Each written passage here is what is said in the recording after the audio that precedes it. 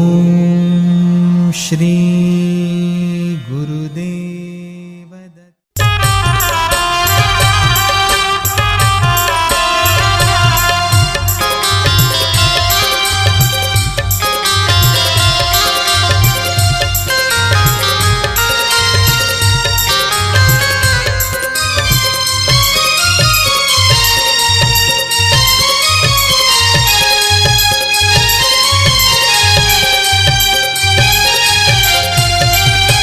सुनी हवा पाँव में जादू पत्थर बन गे नारी।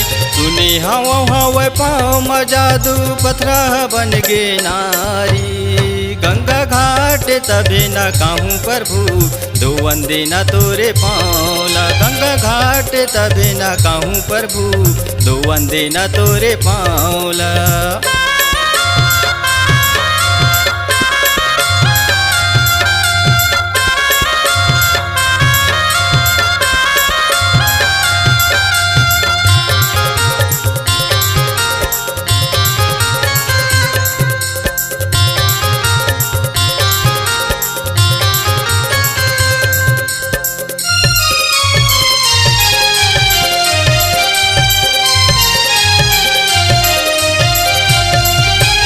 लकड़ी के मोरे डोंगा बने हे हो जाही करी लाई।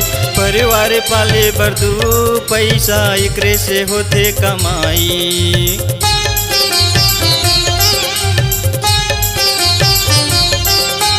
लकड़ी के मोरे डोंगा बने हे हो जाही करी लाई। परिवार पाले बरदू पैसा एकरे से होते कमाई। सुनी लेना मोर गोहार प्रभु पूरा कर दे मन के आसला।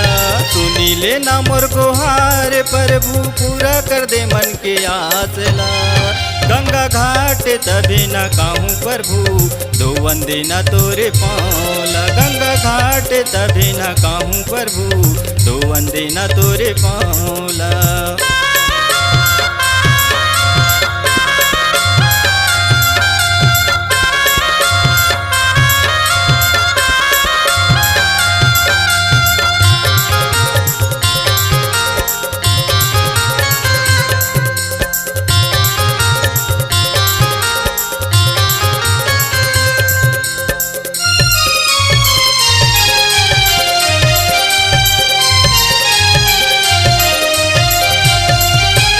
गंगा जल में चरण धोके ले लेते न मेरी ते पान। तुर कृपा ले तरी जही हमर गुड़ी परिवार।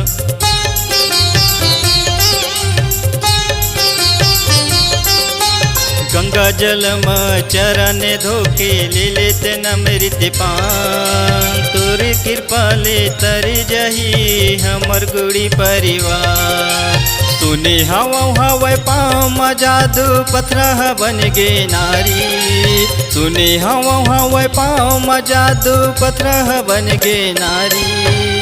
गंगा घाट तबे न कहूँ प्रभु दो वंदे न तोरे पाँवला। गंगा घाट तबे न कहूँ प्रभु दो वंदे न तोरे पाँवला। सुनी हवा पाँव में जादू पत्थर बन गे नारी। सुनी हवा पाँव में जादू पत्थर बन गे नारी।